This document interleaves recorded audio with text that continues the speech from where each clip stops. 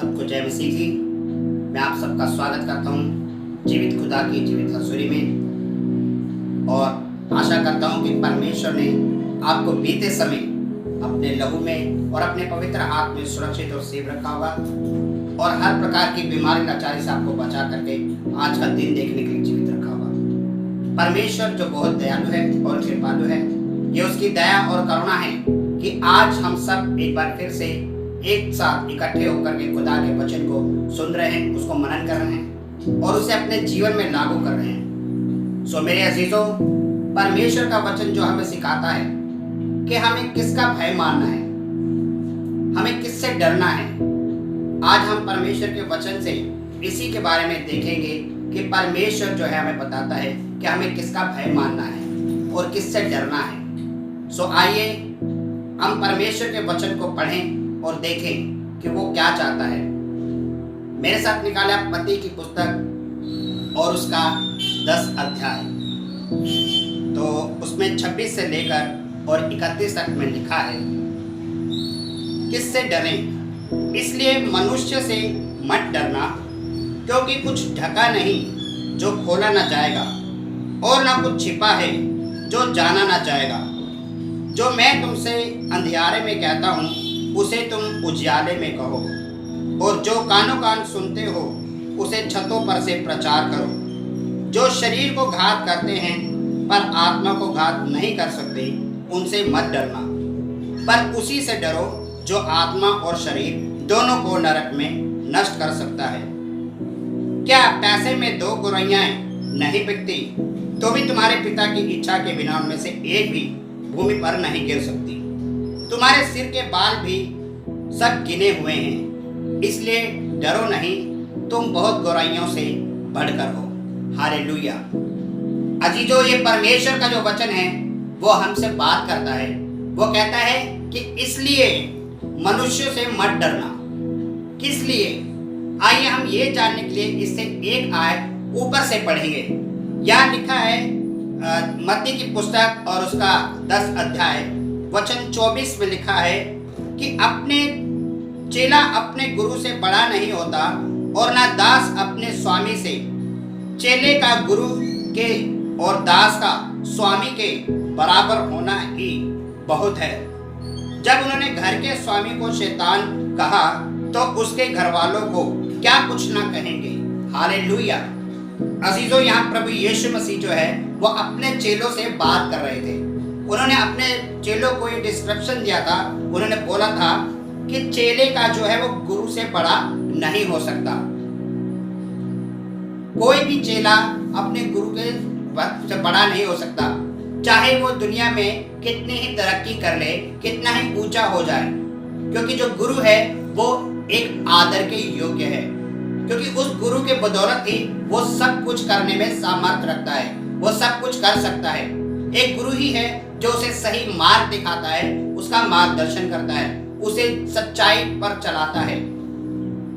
वो गुरु ही है जो उसको बुराई के प्रति उससे दूर करता है और उसे पवित्रताई की ओर ले जाता है। इसी तरह परमेश्वर का वचन कहता है, इसलिए मनुष्य से मत डरो। कहता है कि अपने गुरु से बड़ा नहीं हो सकता, और ना दास अपने स्वामी से, क्योंकि कोई भी दास जो है अपने स्वामी से बड़ा नहीं हो सकता, क्योंकि दास जो है वो हमेशा अपने स्वामी के काम करता है, उसकी सेवा टहल करता है, उसकी इच्छा के अनुसार वो कार्य करता है, वो उसकी इच्छा को अपने जीवन में प्रथम रखता है। इसलिए वो उससे बड़ा नहीं हो सकता, वरन वो उसके समान हो सकता है। और परमेश्वर का वचन कह रहा है, चेले का अपने गुरु के समान और दास का अपने स्वामी के समान होना ही बहुत है।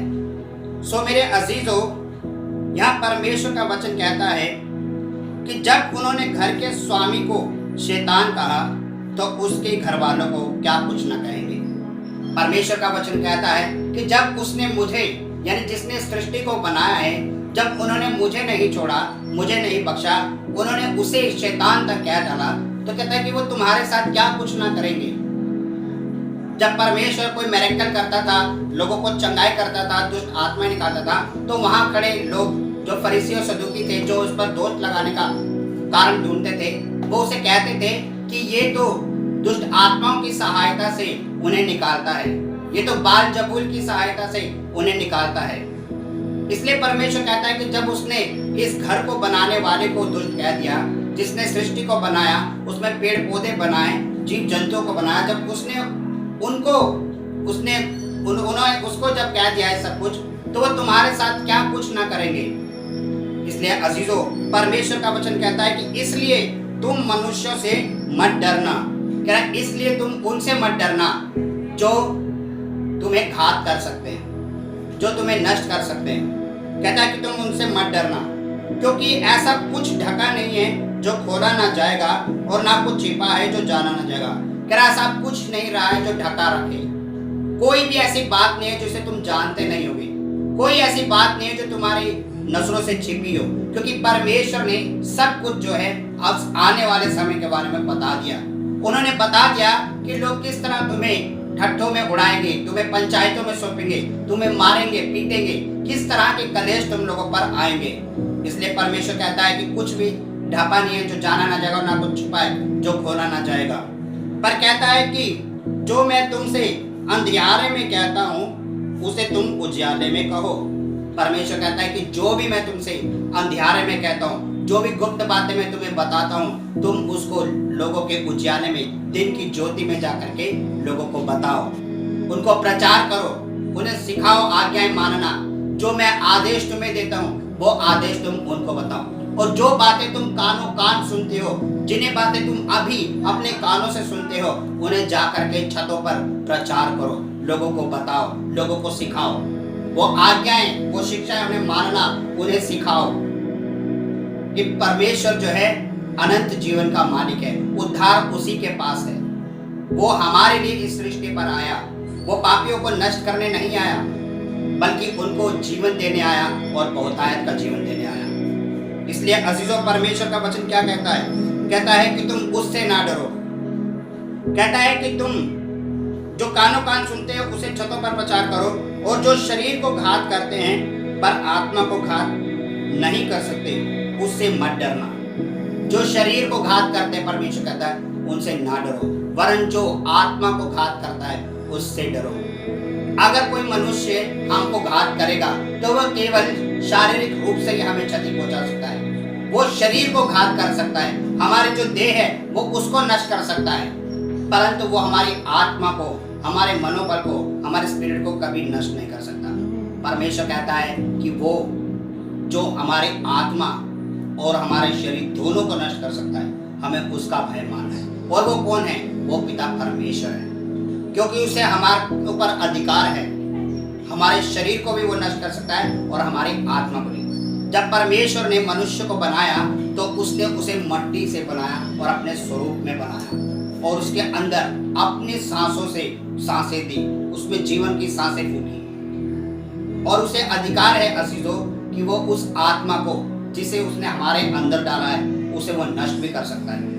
अगर हम परमेश्वर की इच्छा के अनुसार, उसकी आज्ञा के अनुसार जीवन व्यतीत नहीं करते, उसका भय मानकर नहीं चलते और अपनी ही इच्छाओं को पूरा करते हैं, अपनी आज्ञाओं को पूरा करते हैं, तो परमेश्वर कहता है कि न्याय के दिन वो हमारा हिस्से लिखा लेगा। जब मनुष्य हमें क्षति पहुंचा सकते हैं, हमारे शरीर को घात कर सकते हैं, तो जो हम अब नष्ट हो चुके हैं, तो हमारी आत्मा कहाँ जाती है? हमारी आत्मा उस स्वर्ग पिता परमेश्वर के पास जाती है, जिसे उसको अधिकार है कि वो उसे अपने साथ स्वर्ग लोक में रखे। अगर हमने बुरे काम किए हैं तो वो हमें उस आत्मा को क्या है, नरक लोक में भी डाल सकता है।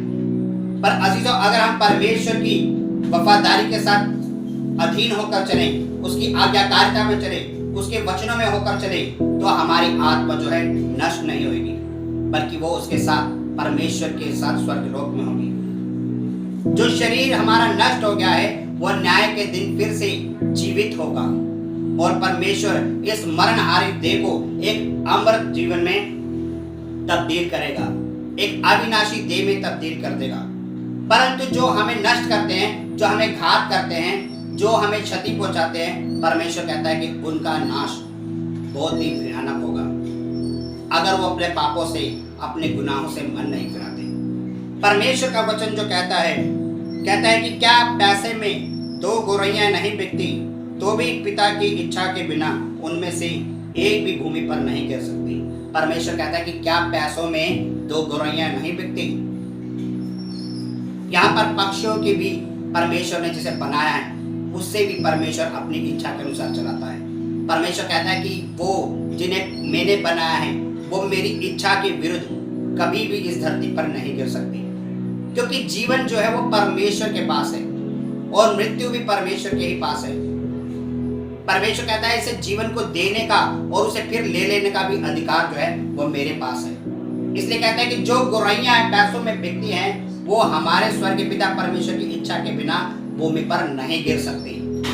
सो जिसे पक्षियों को जिसने बनाया है कहता है कि जब वो पिता परमेश्वर की इच्छा के अनुसार चलते हैं तो हे अजीजों, तुम तो बहुत सी गौरैयाओं से कहीं अधिक मूल्यवान हो, क्योंकि परमेश्वर ने इन आकाश के पक्षियों को और जीव जंतुओं को क्या है अपने शब्द के द्वारा बनाया है। परमेश्वर ने शब्द के द्वारा इस धरती की रचना की, परंतु जब बात मनुष्य की आई तो उसने उस शब्द का इस्तेमाल नहीं किया, बल्कि उसे खुद अपने हाथों के द्वारा बनाया और अपने स्वरूप में बनाया। अजीजों, परमेश्वर जो है हमसे बहुत प्रेम करता है। उसने हमारे पापों और गुनाहों के लिए अपना लहू बहाया। वो आज भी हमारे लिए अपने सीधे हाथों को पसारे हुए हमें बुलाता है कि हे थके मादो पापों के बोझ तले दबे हो, मेरे पास आओ तो मैं तुम्हें आराम दूंगा। वो आज भी हमारे लिए पिता परमेश्वर के दाहिनी ओर बैठ करके प्रार्थना करता है। वो हमारी तमाम आवश्यकताओं को, तमाम जरूरतों को जानता है। वो कहता है कि तुम क्यों चिंता करते हो, क्यों भयभीत होते हो, क्यों डरते हो। ये मनुष्य तुम्हारा कुछ नहीं बिगाड़ सकते। ये केवल हमें शारीरिक रूप से जो है प्रताड़ना दे सकते हैं, शारीरिक रूप से हमें घात कर सकते हैं, परंतु आत्मिक रूप से वो हमें नष्ट नहीं कर सकते। इसलिए हमें उनका भय नहीं मानना है। भय उसका मानना है जो मरने के बाद हमारी आत्मा को नष्ट कर सकता है, हमारी स्पिरिट को नष्ट कर सकता है, जिसके द्वारा फिर हम अनंत काल के लिए क्या है उस नरक कुंड की आग में जा सकते हैं जो दूसरी मृत्यु है। इसलिए हम उसका भय माने और उसके सामने अपने पापों का इकरार करके उसकी ओर फिर जाएं।